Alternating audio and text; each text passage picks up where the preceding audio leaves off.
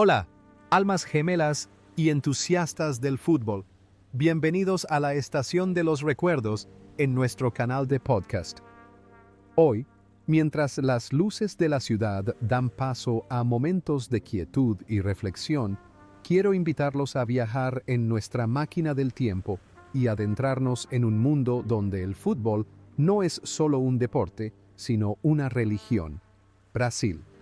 Allí, los colores amarillo y verde crearon una generación de artistas futbolísticos que emocionaron a aficionados de todo el mundo, escribiendo un viaje impregnado de jogo bonito, el deporte rey.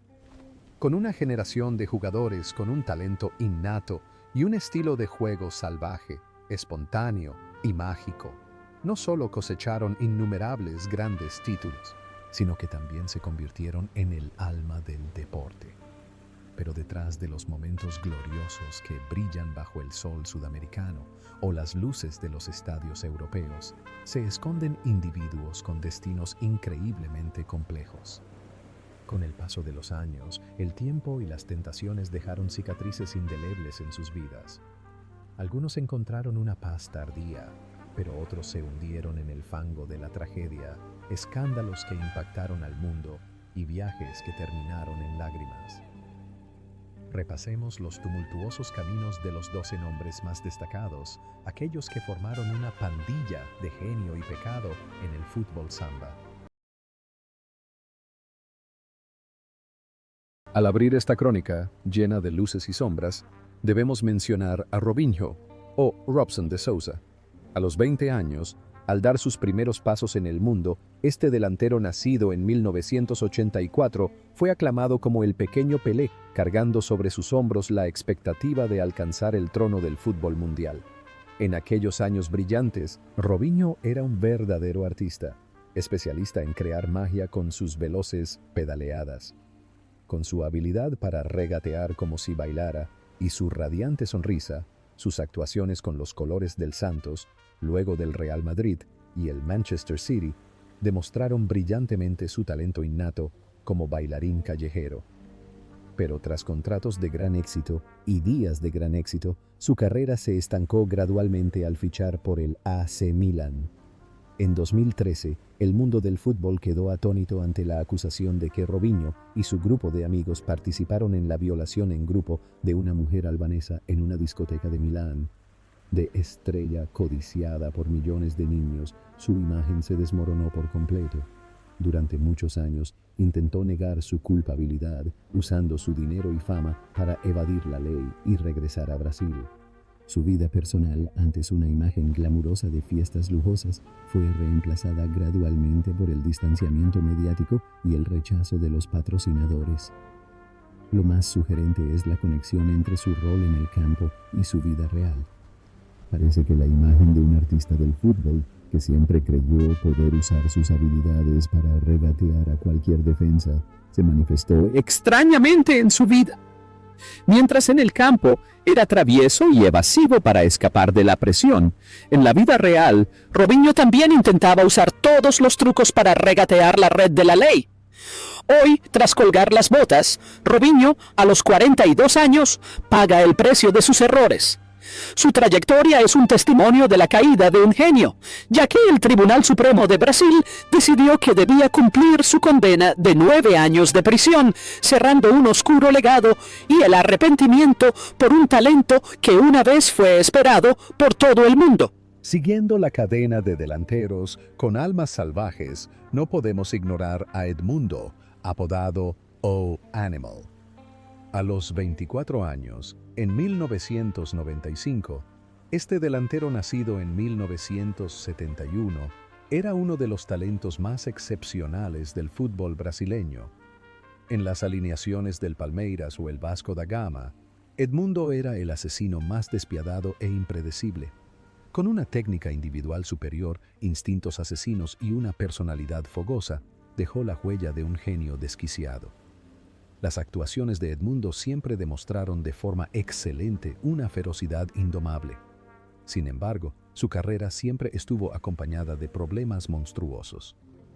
El punto álgido de la tragedia llegó en diciembre de 1995. Tras una noche de fiesta en Río, Edmundo condujo y provocó un terrible accidente que mató a 3 personas. El accidente no solo fue un escándalo impactante, sino también una sentencia de conciencia que lo atormentó por el resto de su vida. Aunque siguió jugando e incluso se mudó a Europa para vestir la camiseta de la Fiorentina, su temperamento errático nunca cambió, como lo demuestra su abandono no autorizado del equipo italiano a mitad de temporada solo para regresar a Brasil para el carnaval. La vida personal de Edmundo ha sido una serie de días huyendo de los fantasmas del pasado. Pasó por interminables batallas legales y sentencias que pendían sobre su cabeza. La conexión entre su estilo de juego y su vida es aterradoramente idéntica. La imagen de un animal en el campo se manifestó extrañamente en su vida, mientras en el campo era alguien que jugaba al margen de las reglas, lleno de instinto e indisciplina. En la vida real, Edmundo vivió con un abandono similar, lo que le trajo consecuencias irreversibles. Hoy, tras colgar las botas, Edmundo, a los 53 años, es un comentarista deportivo que aparece ocasionalmente en televisión. Su trayectoria es testimonio de un talento desperdiciado por la impulsividad y aún carga con el tormento de una condena de conciencia que nunca expira.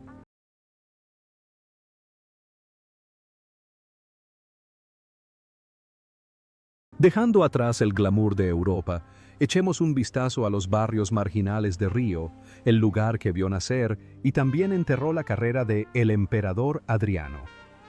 A principios del siglo XXI, con 20 y pocos años, este delantero nacido en 1982 era la personificación de un dios de la fuerza. Con la camiseta del Inter de Milán, Adriano era una roca sólida en el ataque, un tanque imparable.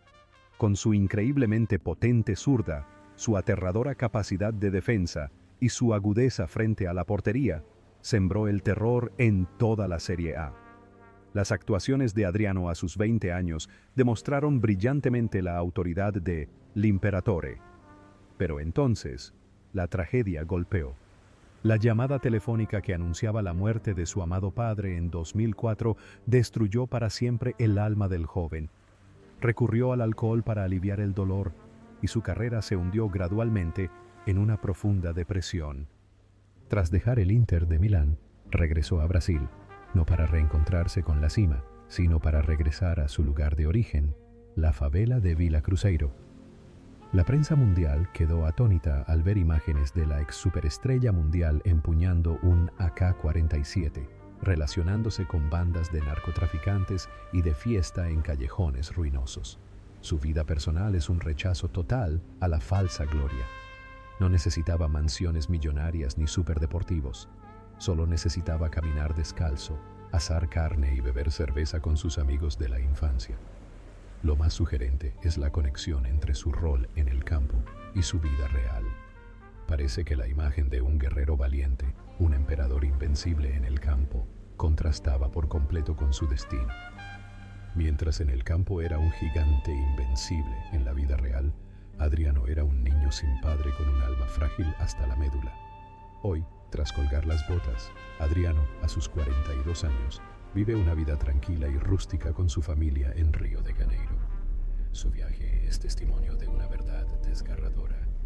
A veces, el amor y la paz mental son más importantes que un trono de gloria, y él eligió ser una persona feliz y común en lugar de un emperador solitario.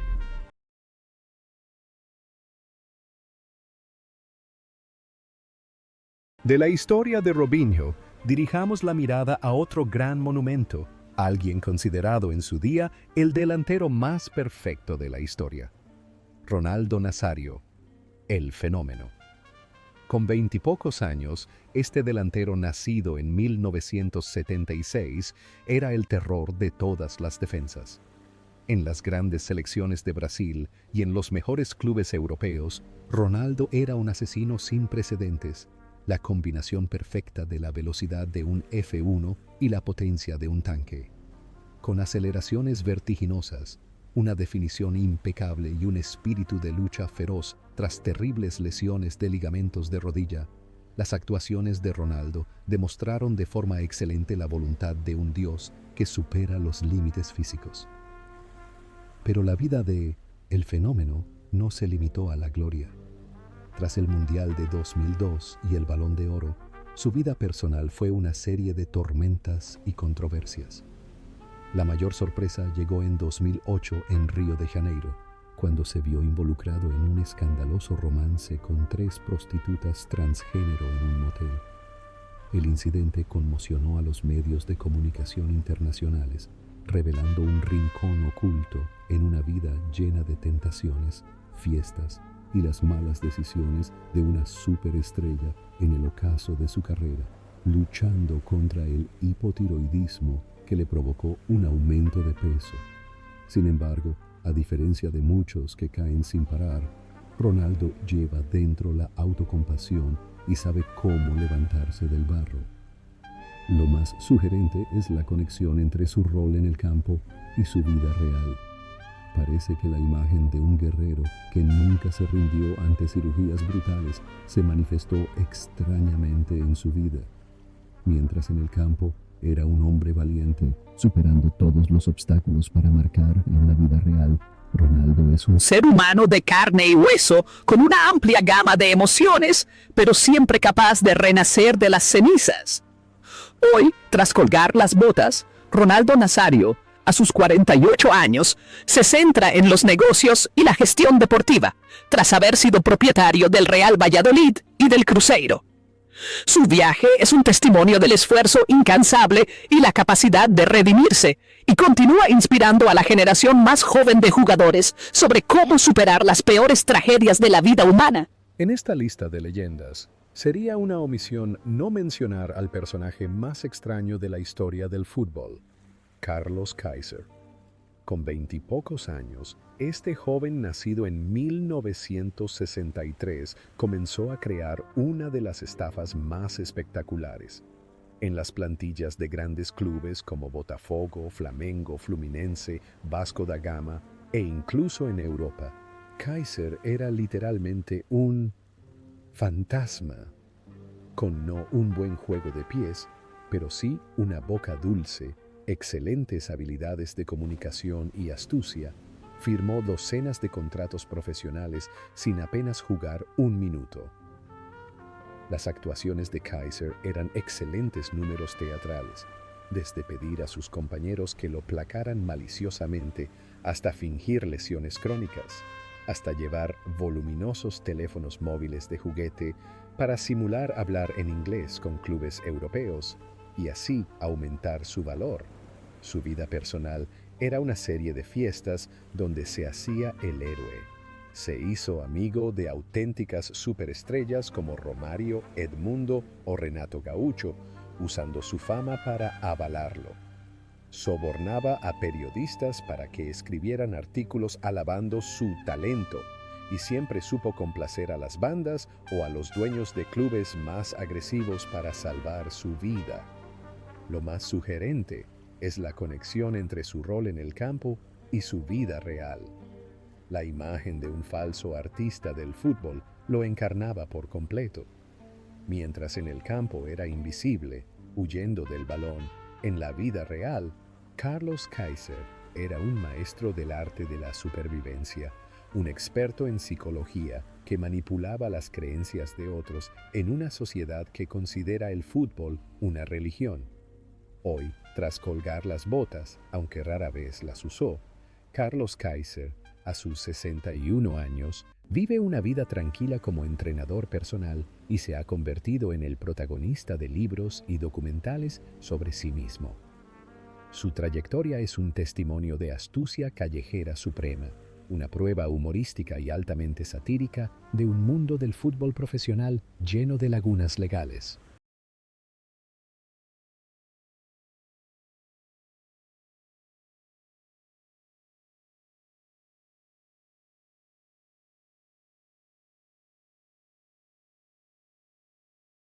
Si Garrincha fue la alegría del pasado, Ronaldinho es la eterna sonrisa del fútbol moderno.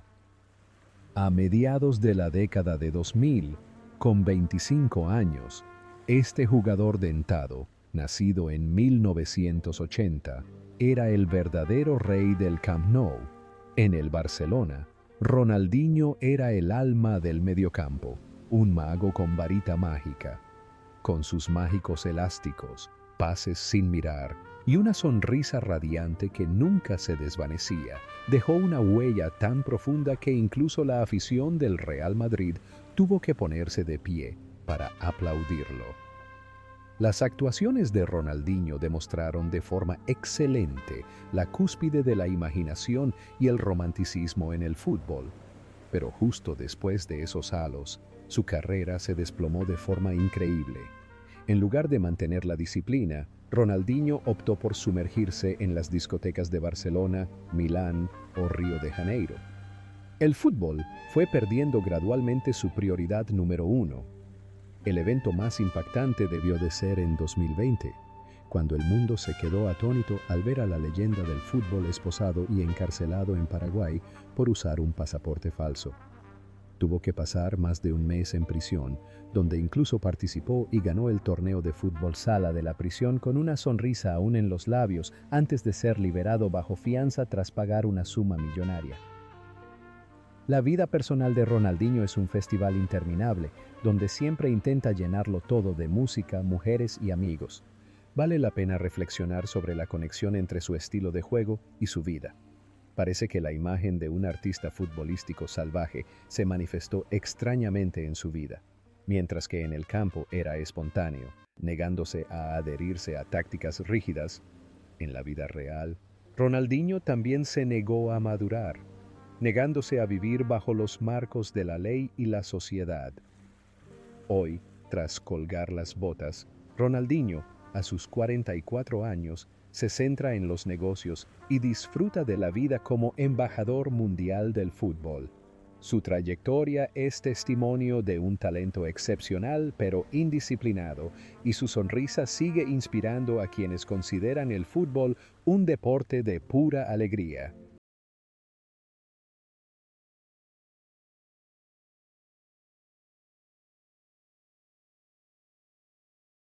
Tras la generación de Ronaldo, surgió otro principito llamado Neymar Jr. En 2019, con 27 años, este delantero nacido en 1992 estaba en la cima de la fama, pero también soportaba una enorme presión. En la selección brasileña y el Paris Saint-Germain ese año, Neymar era el alma de la delantera, un raro artista superviviente del fútbol por el arte. Con sus regates mágicos, su aguda visión táctica y su temible capacidad goleadora, dejó la huella de una superestrella multimillonaria. Las actuaciones de Neymar siempre mostraron brillantemente la belleza de la naturaleza salvaje sudamericana. Sin embargo, su carrera siempre se ha visto ensombrecida por controversias ajenas al fútbol. En 2019, se desató una polémica cuando una modelo brasileña lo acusó de agresión sexual en un hotel de París. Aunque Neymar lo negó abiertamente, incluso publicó mensajes privados para protegerse. Y la policía posteriormente cerró el caso por falta de pruebas. Este suceso dejó una profunda huella en su imagen. El día a día de Neymar es un escenario diferente, donde se sumerge en fiestas que duran toda la noche, extravagantes partidas de póker y romances fugaces. Cómo equilibra la gloria en el campo y su vida privada siempre ha sido tema de debate, ya que su talento parece no haber alcanzado su máximo potencial debido a las constantes lesiones y un estilo de vida indisciplinado. Cabe reflexionar sobre cómo la imagen de un artista futbolístico que siempre quiere bailar con el balón parece contradecir la enorme presión de su destino, mientras que en el campo siempre busca la alegría pura como un niño. En la vida real, Neymar es un gigante que lleva el peso de toda una nación, siempre luchando por alcanzar la madurez. Hoy, a sus 32 años, Neymar sigue siendo un pilar del Al Hilal tras dejar Europa en busca de nuevos retos y contratos lucrativos. Aunque ya no está en su mejor momento y sufre constantemente una rotura de ligamentos, la pasión que lleva dentro sigue viva, y cada paso que da, o incluso sus escándalos, sigue siendo seguido de cerca por la afición y la prensa internacional sin pestañear.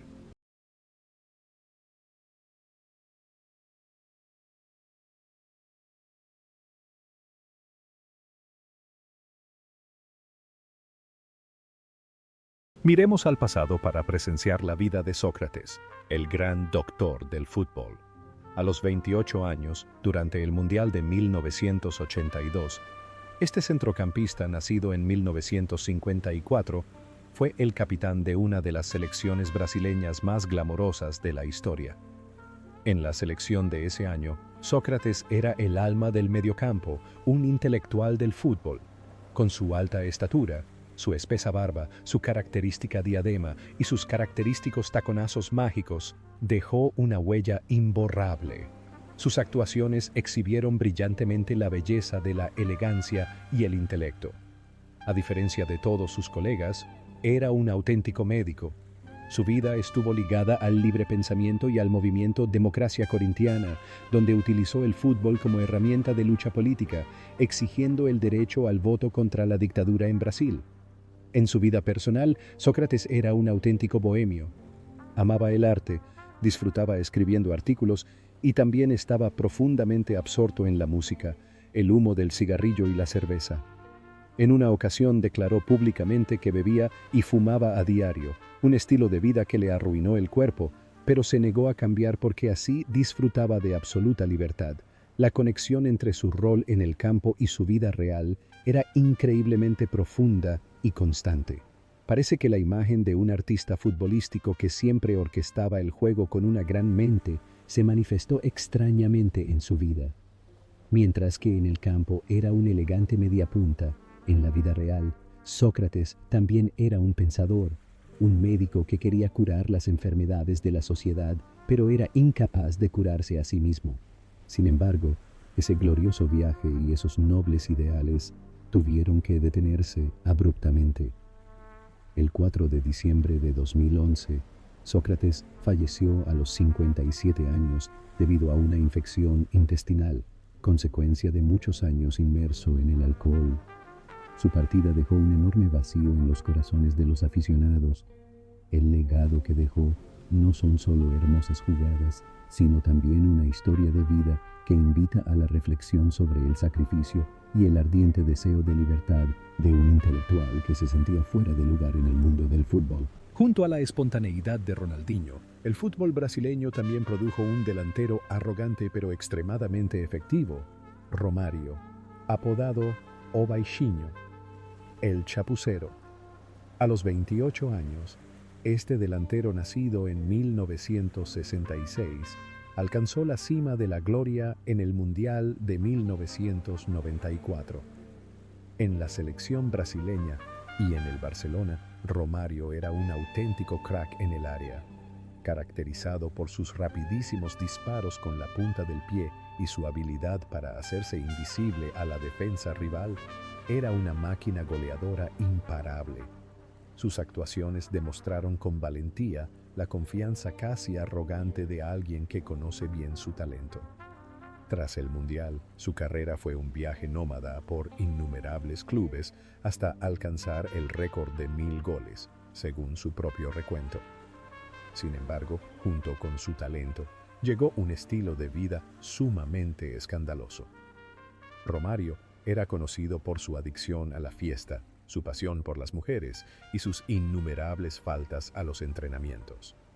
Discutía frecuentemente con los entrenadores, permitiéndose descansar si marcaba el fin de semana. Su vida personal siempre fue ruidosa, con múltiples matrimonios, innumerables relaciones complejas y declaraciones impactantes a los medios. Sin embargo, tras esa arrogancia, se escondía una inteligencia extremadamente aguda. Lo más sugerente es la conexión entre su rol en el campo y su vida real. Parece que la imagen de un guerrero oportunista, alguien que siempre sabe aprovechar el momento en el área, se manifestó a la perfección en su vida. Mientras que en el campo era un hombre egoísta que siempre lograba sus objetivos, en la vida real, Romário es una persona extremadamente pragmática que sabe cómo convertir su fama en poder. Hoy, tras colgar las botas, Romário, a sus 58 años, sigue una carrera política y es un poderoso senador en Brasil. Su trayectoria es un testimonio del esfuerzo por manipular el juego según sus propias reglas, pasando de ser un chico malo en el campo a un hombre poderoso en la sociedad. Al pasar las páginas de la historia más gloriosa y a la vez conmovedora del fútbol brasileño, nos topamos con la figura de Garrincha, la alegría del pueblo. A los 29 años, durante el Mundial de 1962, este extremo nacido en 1933 era la mayor maravilla del fútbol mundial de la época. En la selección nacional, cuando Pelé se lesionó, Garrincha era el alma irreemplazable, quien, sin ayuda de nadie, llevó a Brasil a la cima del mundo. Con sus extrañas piernas congénitas, su mágico regate y su increíble inocencia, convertía a cualquier defensa en un payaso. Las actuaciones de Garrincha exhibieron brillantemente el fútbol más puro, ese nacido para arrancar sonrisas. Tras esos momentos cumbre, su vida real fue un abismo sin fondo. Nunca consideró el fútbol una profesión para ganar dinero. Para él era solo un juego. Esa inocencia lo llevó a ser explotado por los clubes hasta la ruina. Al mismo tiempo, se sumergió en el alcohol y los romances fugaces. Fue famoso por sus innumerables aventuras extramatrimoniales, sus hijos esparcidos por doquier y su ruidoso matrimonio con la cantante Elsa Soares. La cachaza se convirtió en su única compañía cuando las luces del estadio se apagaban. Lo más sugerente es la conexión entre su rol en el campo y su vida real. Parece que la imagen de un artista futbolístico que alegraba a millones contrastaba por completo con su propio y trágico destino. Mientras en el campo era un hombre libre, bailando y superando todos los obstáculos, en la vida real, Garrincha era una víctima lastimosa, atado por la adicción y la explotación social. Sin embargo, ese glorioso y amargo viaje tuvo que detenerse repentina y desgarradoramente. El 20 de enero de 1983, Garrincha falleció a los 49 años por cirrosis en un hospital precario, solo y sin dinero.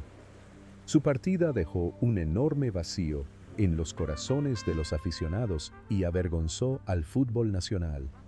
El legado que dejó no son solo regates mágicos, sino también una historia de vida que invita a la reflexión sobre la crueldad de la fama.